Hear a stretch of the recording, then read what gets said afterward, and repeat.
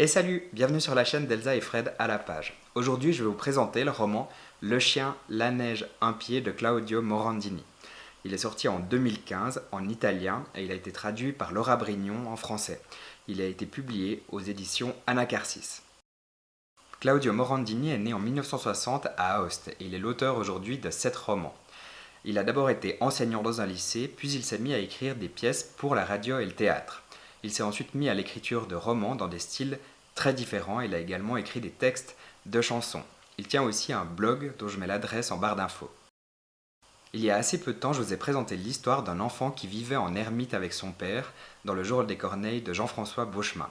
Eh bien, je reviens sur cette thématique, mais cette fois dans une version qui se passe dans les Alpes italiennes. Le chien, la neige, un pied a pour personnage principal Adelmo Farandola, un vieil homme singulier, sale, crasseux, qui vit seul, reclus en montagne et qui descend une fois par année au village pour faire des provisions en vue du rude hiver qui l'attend.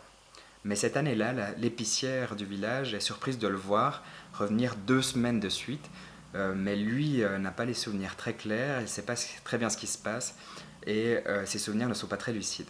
Adelmo Farandola remonte dans son chalet et puis un jour un chien vient à sa rencontre. Alors il commence par le refouler et puis progressivement il l'accepte et ce chien se met à parler. Alors on ne sait pas très bien si c'est dans la tête d'Adelmo Farandola avec sa mémoire qui déraille ou si c'est vraiment le chien qui parle comme dans un conte ou alors si ça relève complètement du délire psychique.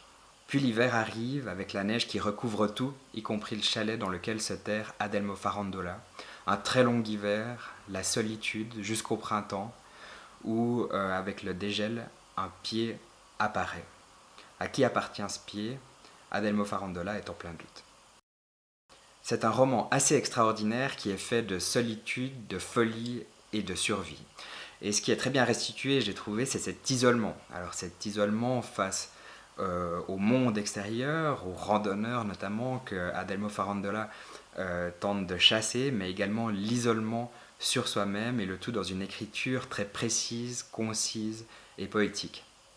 Par ailleurs, ce personnage qui vit seul tout au long du roman est quasiment constamment dans des espaces confinés. Et il y a vraiment un sentiment de claustrophobie qui gagne le lecteur et qui s'intensifie de plus en plus qu'on tourne les pages du roman, et c'est tout à fait saisissant.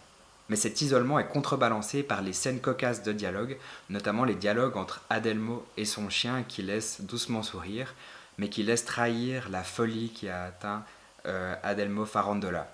Ou alors de manière plus générale, c'est ce besoin de communiquer qu'ont les humains de manière universelle lorsqu'ils se retrouvent complètement isolés.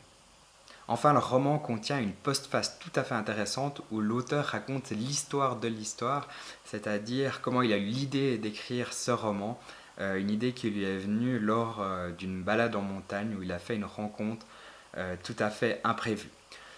Au final, c'est un excellent roman que je recommande, c'est de la littérature de montagne, si on peut dire, mais à laquelle on a ajouté cet élément psychologique et de la folie, ce qui en fait un ouvrage tout à fait intéressant. Durant ces années de guerre, Adelmo Farandola a appris combien il est réconfortant de parler tout seul. Durant ces années-là, il a appris à faire fi du froid et à ignorer la faim, maltraitant l'un et l'autre, les défiant dans des joutes interminables faites de rhétorique et d'insultes. Fumier, fumier, soufflait-il dans la galerie. Fumier, je ne vous sens pas, je ne vous sens pas, vous me faites bien rire, je ne vous sens pas du tout.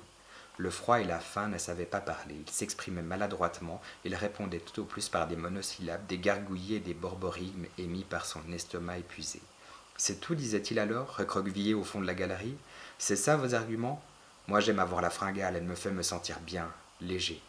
Léger il l'était, et comment? Il se sentait aussi léger et transparent que si sa pauvre peau était en papier.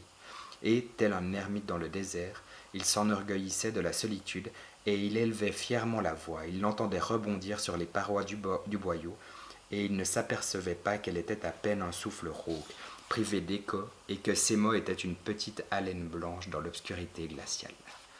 Voilà, c'était Le chien, la neige, un pied de Claudio Morandini. Salut et à bientôt!